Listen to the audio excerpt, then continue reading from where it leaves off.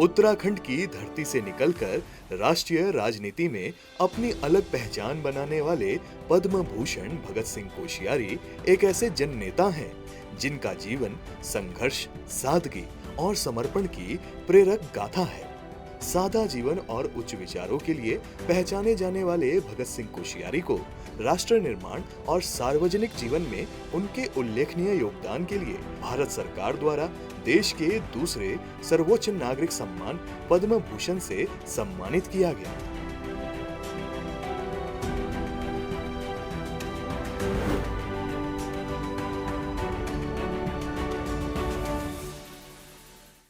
नमस्कार। उत्तराखंड आंदोलन से लेकर राज्य निर्माण तक और फिर मुख्यमंत्री, सांसद, राज्यपाल के रूप में एक लंबी सार्वजनिक जीवन में अपनी राजनीतिक यात्रा को पूरे कर चुके भगत सिंह कोश्यारी जी आज हमारे साथ मौजूद हैं।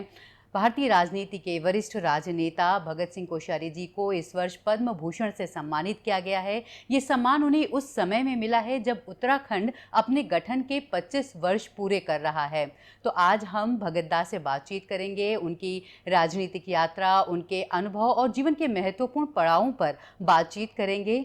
भगत जी, कार्यक्रम में आपका बहुत बहुत स्वागत है। नमस्कार जी, सबसे पहले तो आपको बहुत बहुत बधाई पद्म भूषण मिलने की।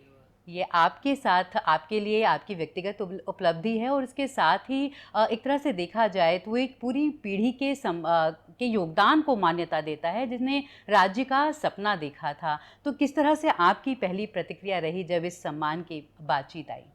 देखिए वर्षा जी, पहली बात तो यह है कि मुझे न तो कभी ये कामना थी, न कोई ऐसा मैंने सपना देखा था जी कि मुझे कोई इस प्रकार का अवार्ड मिलेगा।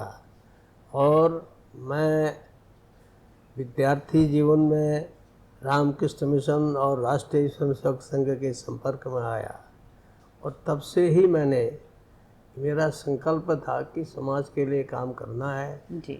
थोड़ी बहुत घर की आवश्यकता है तो उसमें थोड़ा सा घर के लिए भी काम करना, तो इसलिए मेरी इस पर कोई तात्कालिक, जब मुझे किसी ने कहा, मैं यहाँ ऐसे बैठा था, काफ़ी लोग थे कि साहब आपको मैं ये बहुत कम देखता हूँ ये जो मोबाइल, तो मुझे लगा कि ये भूषण क्या मिल गया।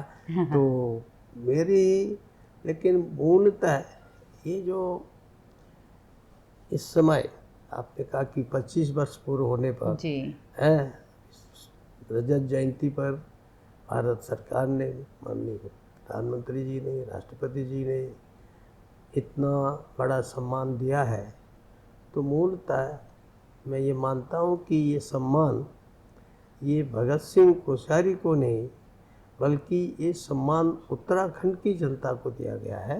तो ये मेरी तो कभी मैंने अपेक्षा भी नहीं की थी, जैसा मैंने कहा जी। लेकिन जब मिला तो मैं ये मान के चलता हूँ कि निश्चित रूप से हमारे उत्तराखंड के प्रति प्रधानमंत्री का विशेष प्रेम है और एक प्रकार से उन्होंने जिस ढंग से उत्तराखंड प्रगति कर रहा है और जिस ढंग से इस देवभूमि को स्वयं प्रधानमंत्री आगे से ले जाना चाहते हैं, तो यहाँ की जनता का उन्होंने सम्मान किया है और ये गौरव मैं मान के चलता हूँ कि मेरा नहीं, ये उत्तराखंड का।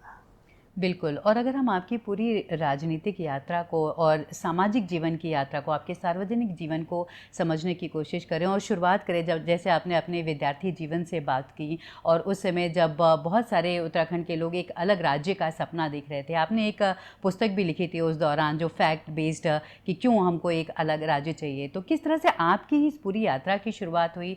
कब आपको लगा कि राजनीति वो रास्ता है जिस पर मुझे आगे बढ़ना है? देखिए, वस्तुतः मैं सन 1958 में ही अल्मोड़े से जनसंघ के विधायक होते थे गोविंद सिंह बिष्ट जी। उस जमाने में यूपी में जनसंघ के केवल 17 विधायक होते थे। वो डिप्टी लीडर थे, बहुत अच्छे वक्ता थे, बहुत बड़े विद्वान थे।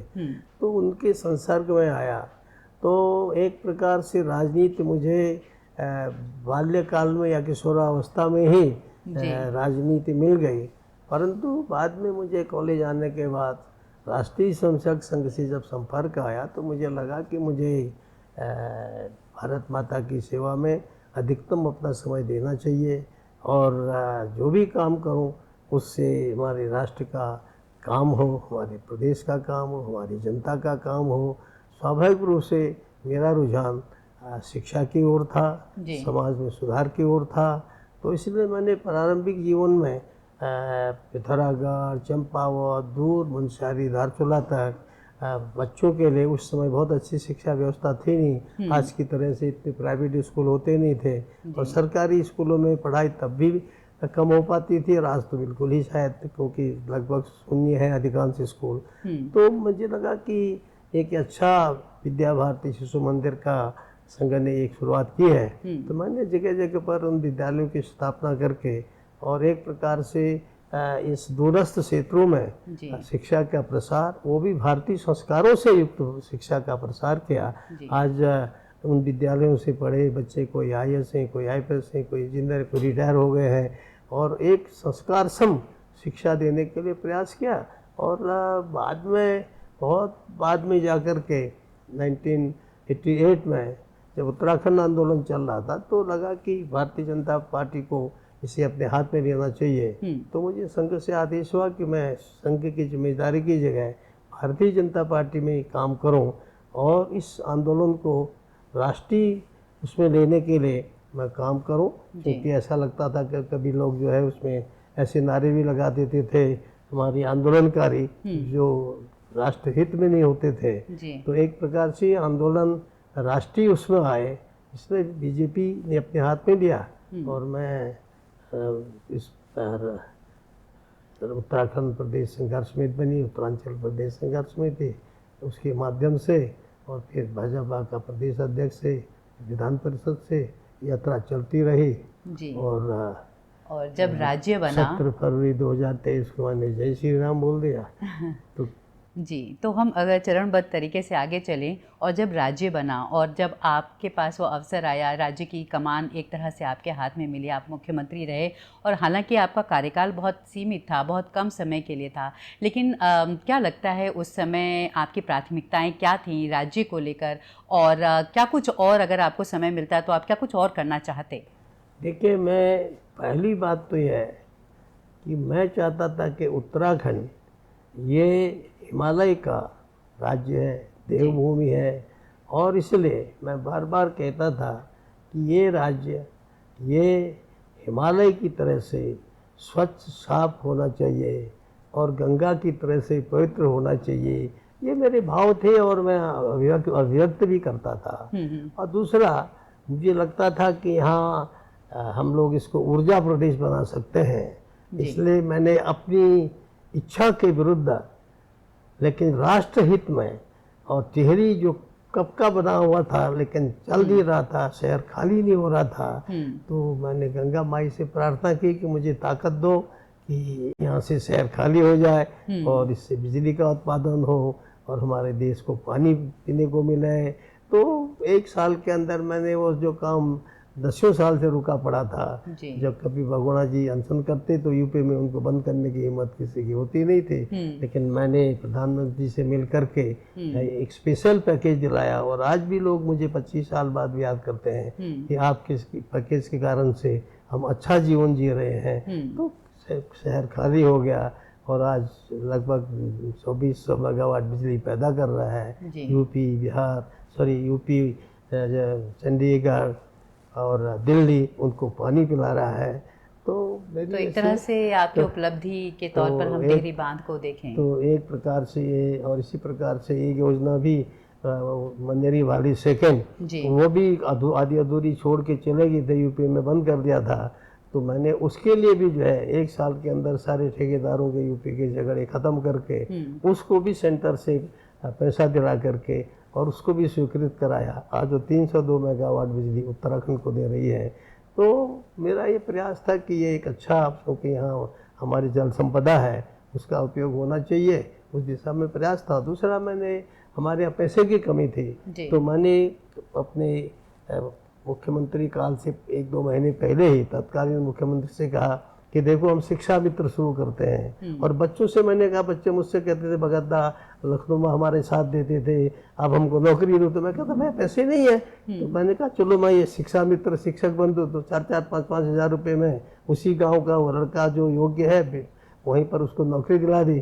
तो आज वो शिक्षा मित्र जब मैंने यहाँ चलाया तो सारे देश के अनेक प्रांतों ने शिक्षा मित्र की योजना शुरू की। तो एक प्रकार से आज तो यूपी में भी अभी भी 1.5 लाख शिक्षा मित्र है, दिल्ली में है।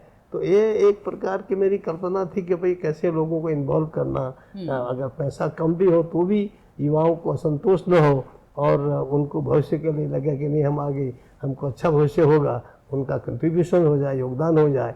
तो उस दिशा में क्या तो शिक्षा के क्षेत्र में या सेवा के क्षेत्र में आगे बढ़ने का एक उसमें का प्रयास था और इस नाते से काम किया। और जब मैंने अब राजनीति छोड़ी, प्रधानमंत्री से कहा कि मेरे को छुट्टी करो, तो मैं आया था चिंतन मनन के लिए, लेकिन मुझे लगा कि उत्तराखंड आत्मनिर्भर राज्य होना चाहिए। तो मैं उसके लिए लगातार दौरा कर रहा हूँ, घूम रहा हूँ।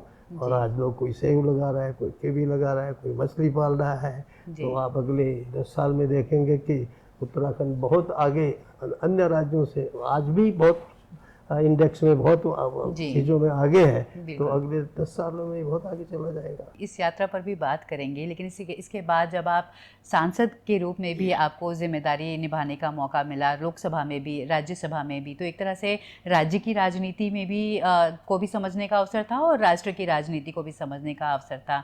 तो किस तरह से आपको लगता है, क्योंकि जब हम संसद की बात करते हैं तो बहुत सारे राज्य हैं, उनके मुद्दे हैं, किस तरह के मुद्दों पर आपने उस दौरान काम किया और क्या कुछ लगता है कि क्या कुछ और समय होता तो करना चाहिए था? नहीं, जहाँ तक संसद के रूप में काम है, मैं अत्यंत संतोष के साथ आपसे कह सकता हूँ कि 40 साल से भूतपूर्व सैनिक ORP 1 रैंक 1 पेंशन के लिए लड़ रहे थे।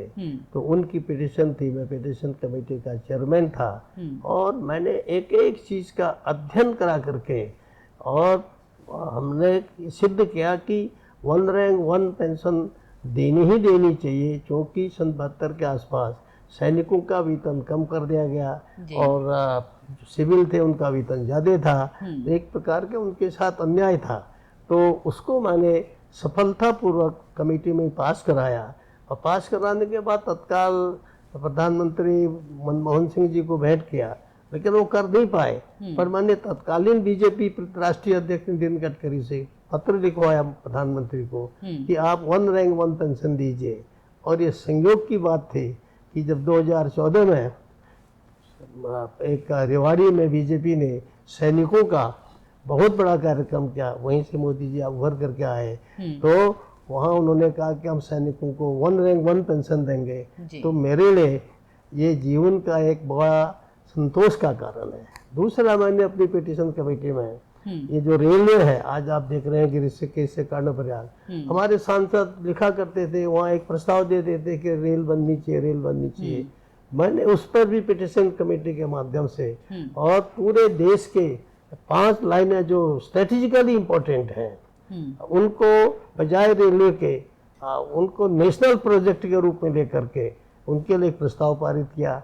और आज कर्णप्रयाग अगले 2 साल 1.5 साल में रेल पहुंचने वाली है। ऐसे ही लेह लद्दाख के लिए मनाली होते हुए रेल बन रही है, ऐसे ही जम्मू से पुंछ रेल बन रही है, ऐसे ही बागेश्वर टनकपुर प्रस्तावित हो चुकी है।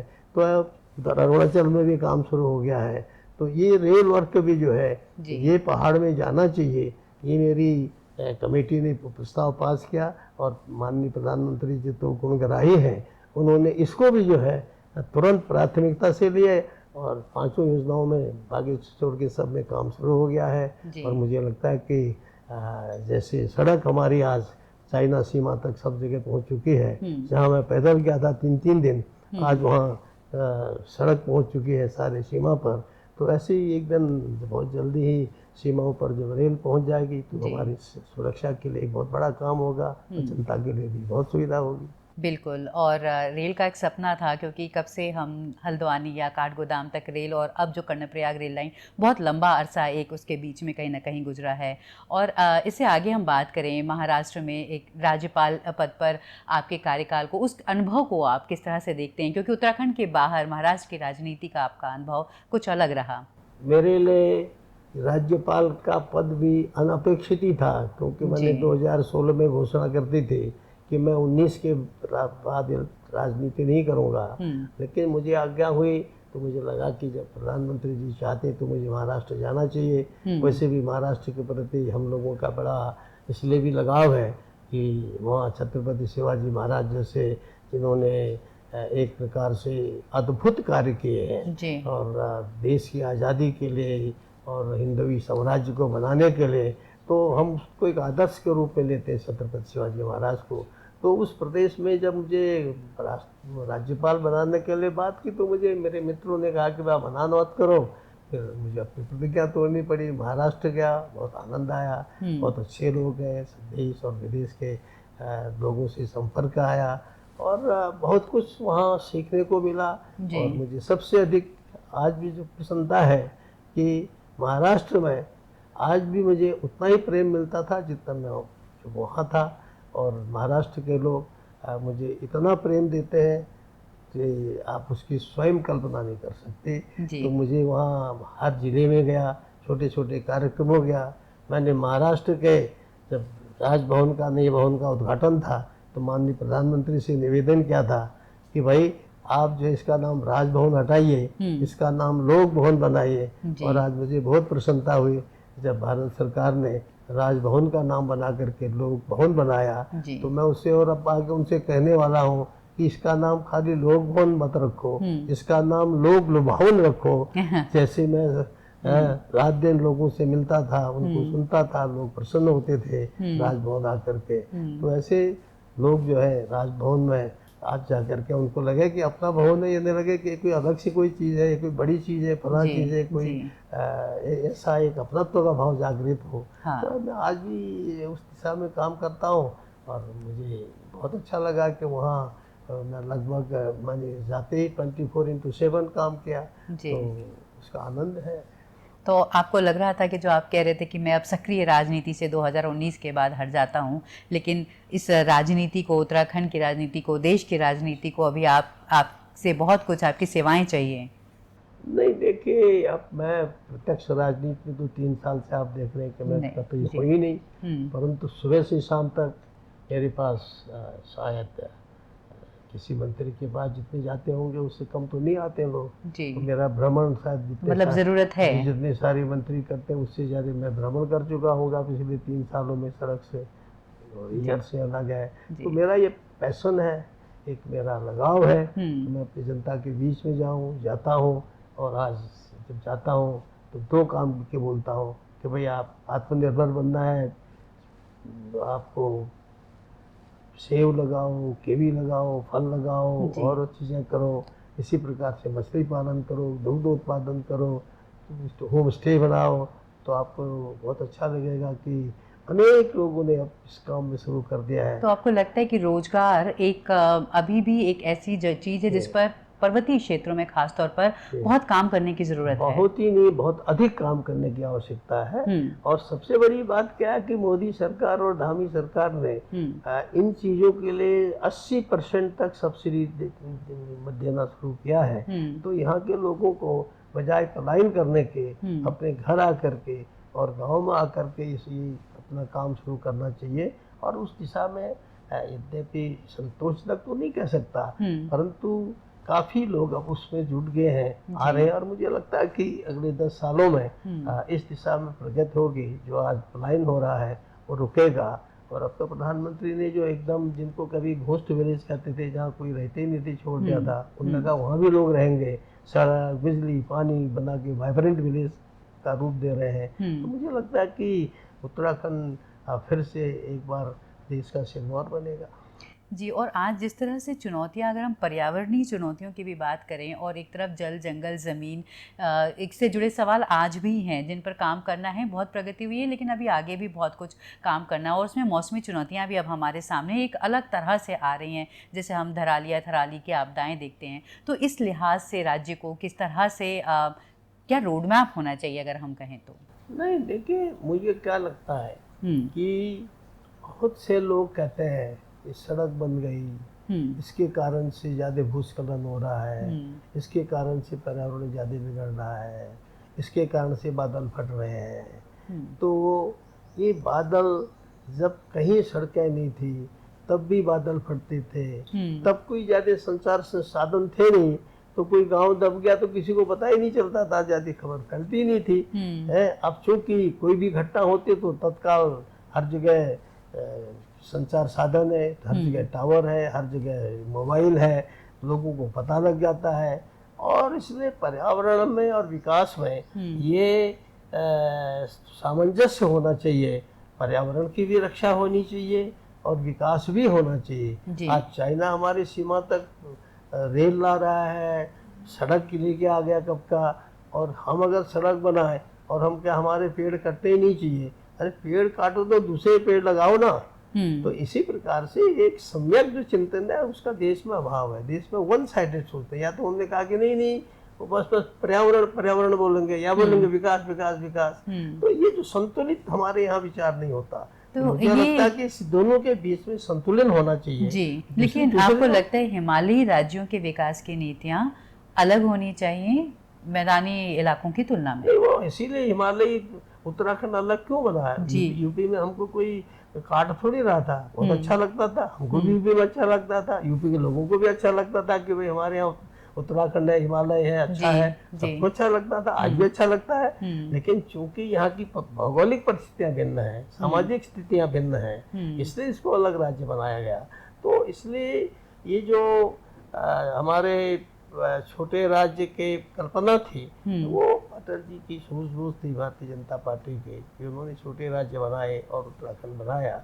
तो मुझे लगता है कि जो पर्यावरण और विकास की आप बात कर रहे हैं उसमें ठीक से संतुलित किया जाए। तो अभी जैसे हम सड़क बना रहे हैं, हमारा कहना है कि सड़क बनाने के साथ साथ आप उसकी सुरक्षा के लिए जो जितना सड़क बनाने में खर्चा करते हो उतना ही अगर उसके लिए आप उनकी दीवारें दोनों ओर से दीवारें बनाने में लगा दोगे तो आपको ये जो घटनाएं हो रही जगह जगह ब्लॉकेट होता है, फला होता है, वो लगभग न्यूनतम हो जाएगा। प्रकृति में तो होगा ही होगा, प्रकृति है, यहाँ मट्टी कच्ची है, हिमालय जो है सबसे यंगेस्ट हमारा पर्वत है, तो लेकिन ये कम हो जाएगा, न्यूनीकरण हो जाएगा और उस दिशा में लगे हैं लोग। आज उत्तराखंड के युवाओं की अगर हम बात करें और हम इस तरह से भी देखें कि हम 25 वर्ष पर हैं और पलट के देखें इन पिछले 25 वर्षों की यात्रा को, तो उपलब्धियां भी बहुत हैं, चुनौतियां भी बहुत हैं। आपकी नज़र में क्या वो प्रमुख उपलब्धियां हैं और क्या प्रमुख चुनौतियां हैं जिन पर अब भी काम करें हम? देखिए, मैं तो मूलतः मानता हूँ कि उत्तराखंड से शायद उत्तर प्रदेश में रहते हुए पूरे 50-55 साल में जितने लोग पुलिस में भर्ती हुए नहीं होंगे उतने तो अकेले मैं 2002 में करके गया। और आज जो है आप यहाँ देखेंगे तो पुलिस में आपको महिला एसपी दिखाई देंगी, महिला एसएसपी दिखाई देंगी, महिला दरोगा दिखाई देंगी, पुरुषों की तो बात ही छोड़ो। तो हजारों की संख्या में युवक युवतियों को नौकरी मिली है, काम चल रहा है।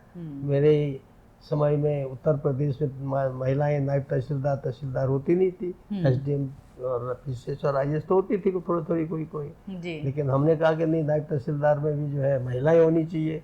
तो आज आप यहाँ देखेंगे कि आधे से ज्यादा नायब तहसीलदार और तहसीलदार महिलाएं हैं। तो एक प्रकार से नव जागरण हुआ है। छोटे से छोटे पोस्ट से लेकर पटवारी में भी आपको महिलाएं दिखाई देंगी। तब कहाँ पटवारी महिला कहीं होती थी यूपी के जमाने में। तो ये एक नई दिशा हमने देने की कोशिश की कि उत्तराखंड में, क्योंकि महिलाओं का बहुत बड़ा योगदान था, आंदोलन में महिलाओं का योगदान था।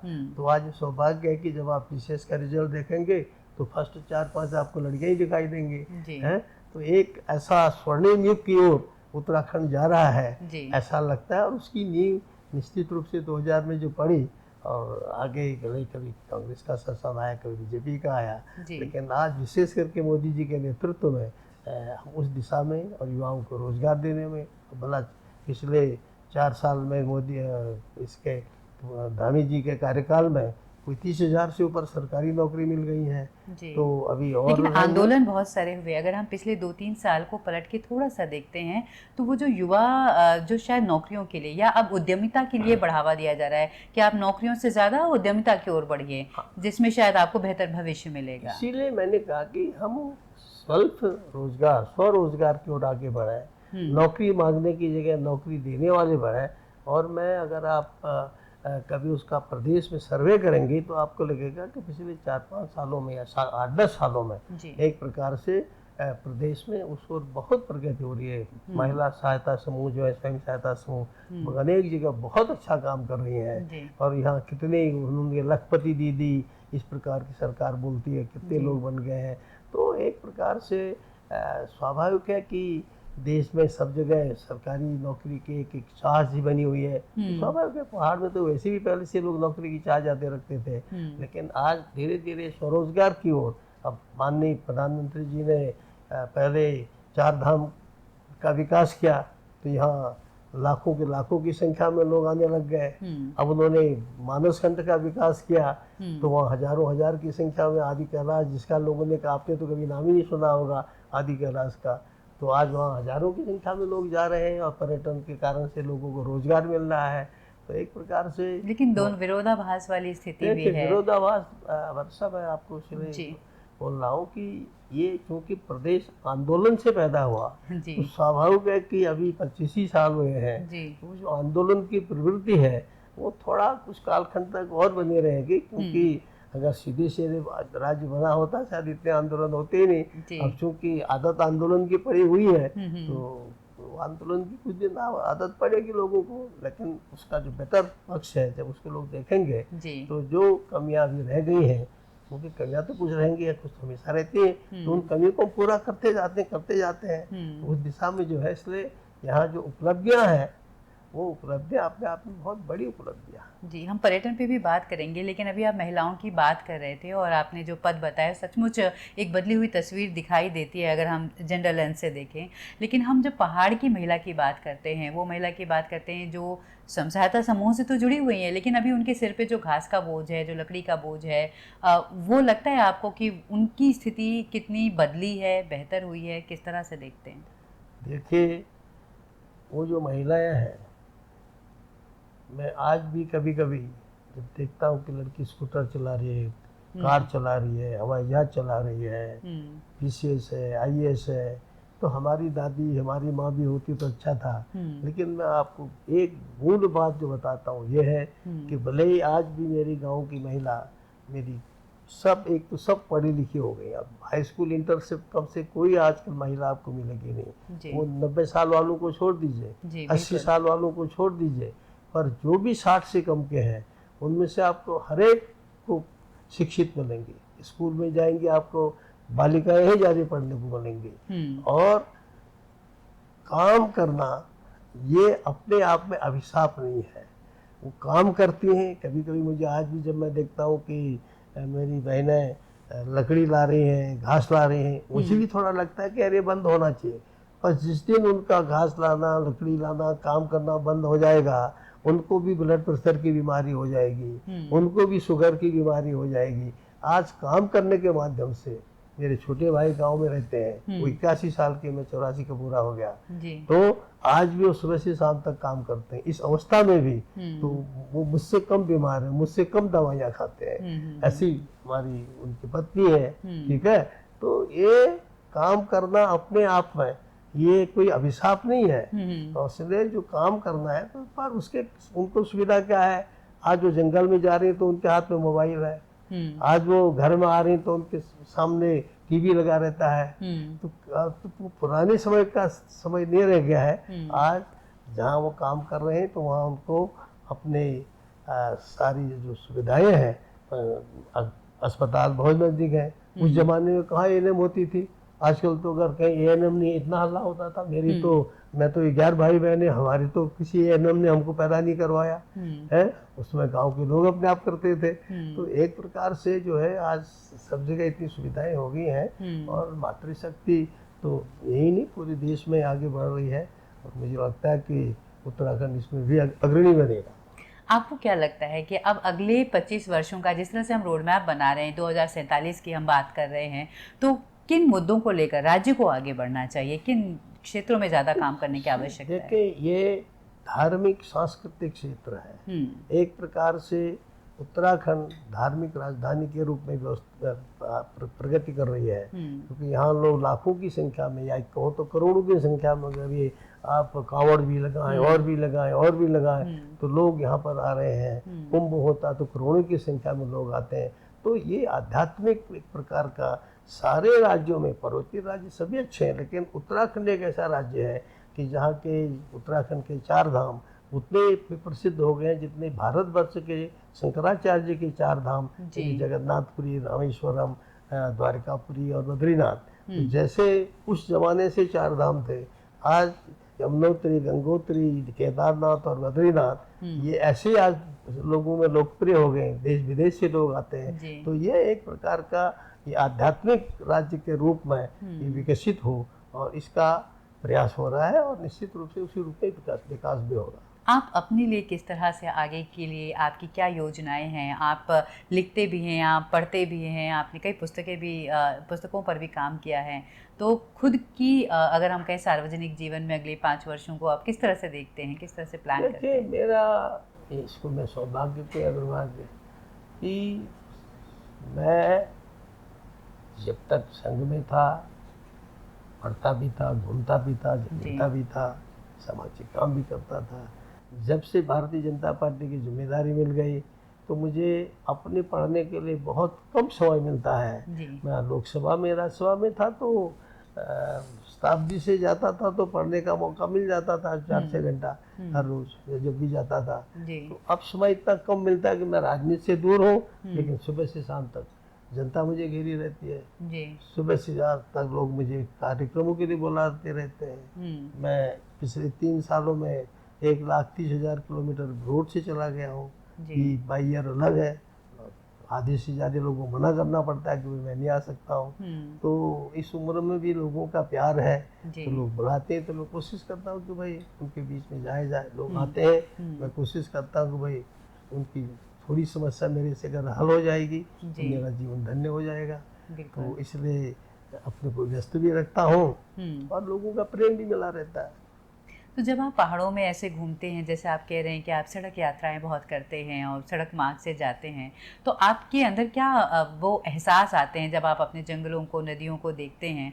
क्योंकि 25 वर्षों में काफ़ी कुछ बदला है, या अब हम उससे भी पिछले 25 वर्ष पहले जाएं तब से भी हालात बहुत बदले, तो इन बदलावों को आप कैसे दर्ज करते हैं? नहीं, ये क्या कि समय के हिसाब से अब मैं देखिए आदि कैलाश गया जी, वहाँ हर जगह जहाँ भी ऊंचाई पर, अब मैं 21 योग मिलन जा रहा हूँ, आखिरी गाँव है। अच्छा, ठीक है, जोहार में जी, जोहार घाटी में जी। तो वहाँ मैं आज से 30 साल 35 साल पहले जो है पैदल गया हुआ हूँ। 3 दिन में पैदल पहुँचते थे।